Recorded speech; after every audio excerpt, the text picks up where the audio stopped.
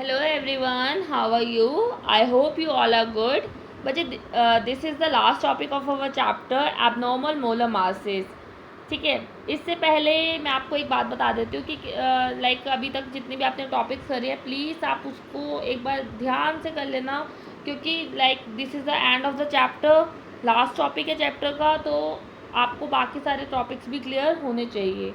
ठीक है, स्पेशली इस टॉपिक के लिए आपको क्वालिटेटिव प्रॉपर्टीज़ का जो टॉपिक है वो क्लियर होना चाहिए, क्योंकि जो एबनॉर्मल मोलर मासेस होते हैं वो क्वालिटेटिव का फर्दर मॉडिफिकेशन ही है। ठीक है बच्चे, सो हमने अभी तक देखा था कि हम जो नॉर्मल मोलर मासेस हैं वो क्वालिटेटिव प्रॉपर्टीज डिटेक्ट कर लेते हैं, और वहाँ पे कैसे लिंक होते हैं, जो क्वालिटेटिव प्रॉपर्टीज़ होती हैं वो इन्वर्सली प्रोपोर्शन होती है मोलर मासेस के। ठीक है, तो अब अगर हमारी तो कुछ कंडीशंस होती हैं नॉर्मल मोलर मासेस के लिए, वो कंडीशन क्या है, क्वालिटेटिव प्रॉपर्टीज से हम मोलर मास डिटेक्ट करते हैं, तो उसकी कंडीशंस क्या थी। पहली कंडीशन थी क्वालिटेटिव प्रॉपर्टी की, जो हमारा सॉल्यूट है वो ना ही डिसोसिएट हो और ना ही एसोसिएट हो, मतलब ना ही वो ब्रेक हो जाए और ना ही वो कंबाइन हो जाए सॉल्यूशन के अंदर, और जो हमारे सॉल्यूशंस हैं वो डाइल्यूट होने चाहिए, लाइक कंसनट्रेटेड सॉल्यूशन नहीं होने चाहिए, और डाइल्यूट सॉल्यूशन होंगे तो वो डेफिनेटली कौन सा लॉ ऑबे करेंगे, राउल्फ लॉ। ठीक है, तो ये दो बेसिक कंडीशंस है किसी भी सॉल्यूशन को फॉलो अप करने के लिए, like they show normal molar masses. But अगर उसमें थोड़ी सी भी सडन चेंज हो जाता है, कुछ भी चेंज आता है, तो वहाँ पे उसके जो मोलर मास की वैल्यूज़ हैं वो इंक्रीज़ या डिक्रीज़ हो जाएगी, और वहीं पे वो जो इंक्रीज़ या डिक्रीज़ मासेस होंगे वो क्या हो जाएंगे बच्चे, एबनॉर्मल मोलर मासेस। ठीक है, तो we can start up. Molar masses can be calculated by measuring any of the qualitative properties. The relation between qualitative properties and molar mass of the solute is based on following assumptions. The solute is dilute so that Raoult law is obeyed. Second, the solute neither undergoes dissociation nor association in solution. So, जैसे कि मैंने आपको बताया ही है अभी कि normal एजप्शंस जो होती हैं, दो एजप्शंस होते हैं basic qualitative properties normal molar मास से डिटेक्ट करने की। फर्स्ट क्या है, सॉल्यूशन जो है राउल्फ लॉ ऑबे करे, और सेकंड ना ही जो हमारे जो सॉल्यूट है ना ही वो डिसोसिएट हो ना ही एसोसिएट हो। अब अगर ये दोनों में से कोई भी कंडीशन फॉलोअप नहीं होती है तो हमारे जो सॉल्यूशन है उसके अंदर कुछ ना कुछ डिस्क्रिपेंसीज दिखेंगी, और वो किसकी वजह से होगी। पहली, या तो हमारे जो सॉल्यूट मॉलिक्यूल्स हैं वो एसोसिएट हो रहे हैं, मतलब कंबाइन हो रहे हैं। दूसरी, या तो वो डिसोसिएट हो रहे हैं, मतलब ब्रेक हो रहे हैं। So in case of solutions where above assumptions are not valid, we find discrepancies between observed and calculated values of qualitative property. These anomalies are primarily due to association of solute molecules and second, dissociation of solute molecules. अब बच्चे जब association का case होता है तो उसमें क्या होता है, एसोसिएशन के केस में जो हमारे जो सॉल्यूट्स हैं वो कंबाइन हो जाते हैं। अब जब सॉल्यूट्स कंबाइन होते हैं तो नंबर ऑफ़ मॉलिक्यूल्स जो होते हैं सॉल्यूशन के अंदर वो डिक्रीज़ हो जाते हैं, और इसी की वजह से जो क्वालिटेटिव प्रॉपर्टी की वैल्यू है वो भी डिक्रीज़ हो जाती है। और जैसे कि मैंने आपको पहले ही बताया कि हमारी जो क्वालिटेटिव प्रॉपर्टीज़ हैं वो इन्वर्सली प्रोपोर्शनल होती है मोलर मास की, है ना। तो जब हमारी क्वालिटेटिव प्रॉपर्टी की वैल्यू डिक्रीज़ हो रही है तो हमारे मोलर मासेस जो होंगे वो इंक्रीज़ हो जाएंगे, है ना। तो जब वो इंक्रीज़ हो रहे हैं इट मीन्स कि जो हमारी आई की वैल्यू होती है, लाइक मैं अभी आपको फैक्टर बताऊंगी कि वो कैसे रिलीज़ होता है। तो जब डिक्रीज़ हो रहे हैं तो हमारे पार्टिकल ज़्यादा से ज़्यादा एसोसिएट हो रहे हैं। तो here solutes in solution found to associate, this eventually leads to a decrease in the number of molecules particles in the solution. Thus it results in a decrease in the values of qualitative properties. As already discussed, the qualitative properties are inversely related to the molar masses. Qualitative properties have higher value, so therefore we have higher values for molar masses than normal values for unassociated molecules. For example, acetic acid in benzene dimerized due to hydrogen bonding. The next is dissociation of solute molecules. अब dissociation के case में क्या होता है, number of ions जो है वो बढ़ जाते हैं, तो जो क्वालिटेटिव प्रॉपर्टी की वैल्यू है वो भी इंक्रीज हो जाएगी सॉल्यूशन के अंदर। अब इसकी वजह से क्या होगा, मोलर मास डिक्रीज हो जाएगा। Okay, a number of electrolytes dissociate in solution to give two or more particles. Therefore, the number of solid particles in solutions of such substances more than the expected value. Accordingly, such solutions exhibit higher values of colligative properties. Since colligative properties are inversely proportional to molar masses, therefore molar mass of such substances as calculated from colligative property will be less than their normal values. For example, KCl in water. Potassium chloride बच्चे ionic form में होता है, ठीक है, जिसमें हमारे potassium जो positive charge ion होता है और क्लोराइड नेगेटिव चार्ज आयन होते हैं.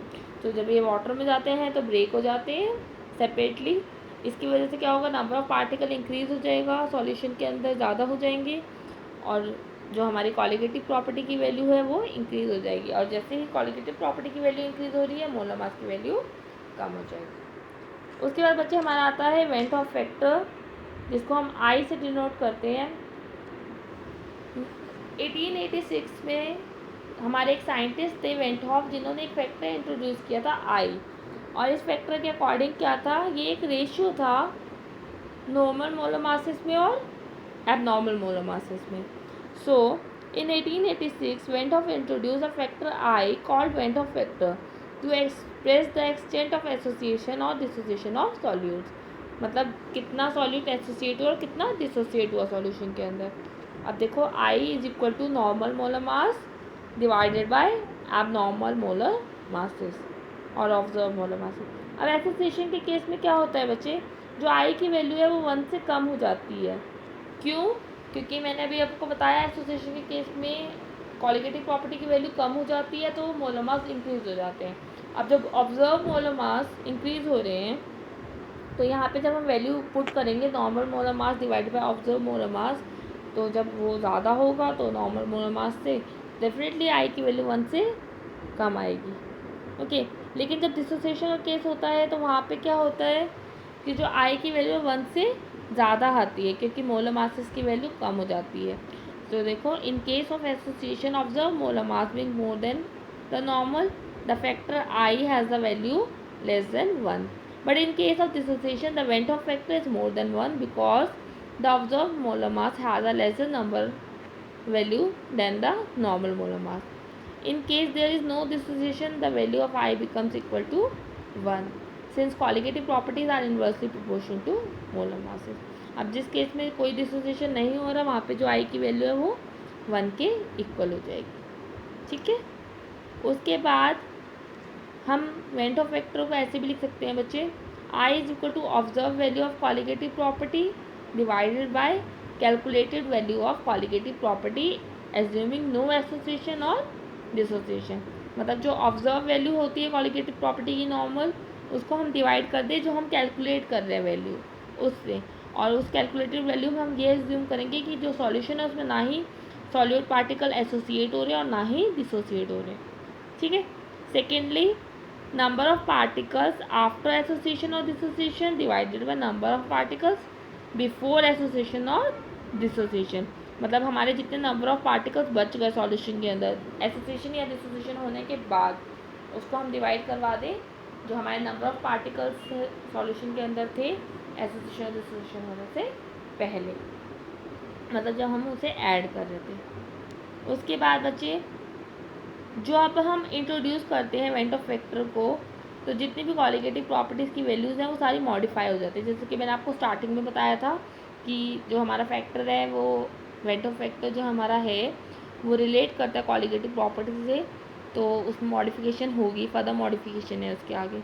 तो बच्चे देखो, फर्स्ट रिलेशन था हमारा relative lowering of vapour pressure, जहाँ पर हमारा जो नॉर्मल हमारा रिलेशन था वो क्या था, P0A मतलब vapour pressure of pure solvent minus vapour pressure of solution divided by vapour pressure of pure solvent is equal to mole fraction. और वहाँ पे mole fraction of the solution के पार्ट साइड पर आई फैक्टर इंट्रोड्यूस हो गया, मतलब जितना भी हमारा मोलर मास में चेंज आया है उसका ratio. Next, elevation of boiling point.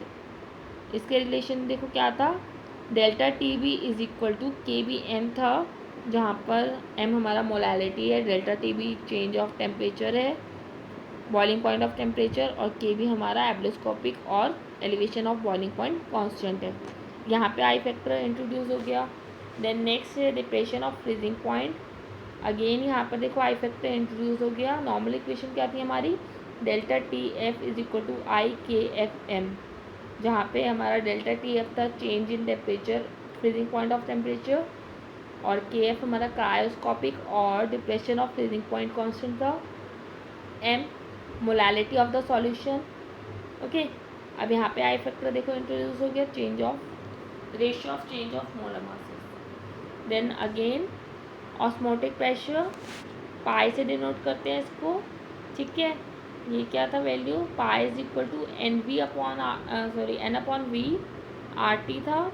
अब यहाँ पे भी देखो आई फैक्टर इंट्रोड्यूस हो गया, जहाँ पे एन अपॉन वी क्या है, number of moles of solute present in litre, volume of solution in litre. Pi is equal to i C R T हो गया बच्चे, सी क्या है कंसंट्रेशन ऑफ द सॉल्यूशन, और आर और टी क्या है, आर हमारा गैस कांस्टेंट है, टी टेम्परेचर है, ठीक है। उसके बाद बच्चे देखो कुछ सॉल्यूशंस के लिए वेंट ऑफ फैक्टर की वैल्यू दी हुई है, लाइक हमारे यहाँ पे सॉल्ट्स दिए हुए हैं, आयनिक फॉर्म में होते हैं सॉल्ट्स, ठीक है, sodium chloride, potassium chloride, magnesium sulphate और पोटाशियम सल्फेट, ठीक है। अब आई की वैल्यू दी हुई है 0.1 मोलार सॉल्यूशन में, 0.01 मोलार सॉल्यूशन और 0.001 मोलार सॉल्यूशन में, ठीक है। और सबकी वैल्यू देखो 1 से ज़्यादा है, जस्ट बिकॉज ये डिसोसिएशन का केस है। अगर एसोसिएशन का केस होता तो वैल्यूज़ 1 से कम हो जाती है, और वहाँ पे सॉल्ट नहीं आते, सॉल्ट हमारे आयनिक फॉर्म में होते हैं, इसलिए ये वैल्यूज़ 1 से ज़्यादा है, ठीक है। उसके बाद बच्चे हमारा नेक्स्ट आता है कि हम इससे क्या क्या कैलकुलेट कर सकते हैं वेंट ऑफ फैक्टर से। तो जब वेंट ऑफ फैक्टर से हम डिसोसिएशन और एसोसिएशन देख रहे हैं, तो हम इससे डिग्री ऑफ डिसोसिएशन और डिग्री ऑफ एसोसिएशन कैलकुलेट कर सकते हैं, है ना। तो सबसे पहले बच्चे डिग्री ऑफ डिसोसिएशन, ये क्या होती है, जितने भी हमारे फ्रैक्शंस होते हैं मॉलिक्यूल्स के, जो डिसोसिएशन मतलब जो डिसोसिएट हो गए हैं आयंस में या सिंपल मॉलिक्यूल्स में, ठीक है, वो होती है हमारी degree of dissociation. It is defined as the fraction of total molecules which dissociate into simpler molecules और आयंस। इसको किससे डिनोट करते हैं, अल्फ़ा। तो वेल यहाँ पे क्या हो जाएगा, alpha is equal to i minus 1 divided by m minus 1, जहाँ पे हमारा एम क्या है बच्चे, number of particles in solution. उसके बाद बच्चे हमारा डिग्री ऑफ एसोसिएशन आता है, वो क्या होता है, it is defined as the fraction of the total number of molecules which associate or combined together resulting in the formation of a bigger molecule. मतलब जितने भी हमारे मॉलिक्यूल्स के फ्रैक्शंस हैं जो एक साथ कंबाइन होकर एक बड़ा मॉलिक्यूल बना रहे हैं, ओके, इसको भी अल्फ़ा से डिनोट करते हैं। और इसकी वैल्यू क्या हो जाएगी बच्चे, आई माइनस 1 डिवाइडेड बाय 1 अपॉन में एम माइनस 1, जहाँ पे एम अगेन क्या है, number of particles in solution. तो अब यहाँ पर आपका चैप्टर ख़त्म हो जाता है, ओके। तो बच्चे आप देखो आपके जो डाउट्स हैं लाइक, और जहाँ पे भी आपको कुछ प्रॉब्लम आती है, you can ask your question, okay. Thank you.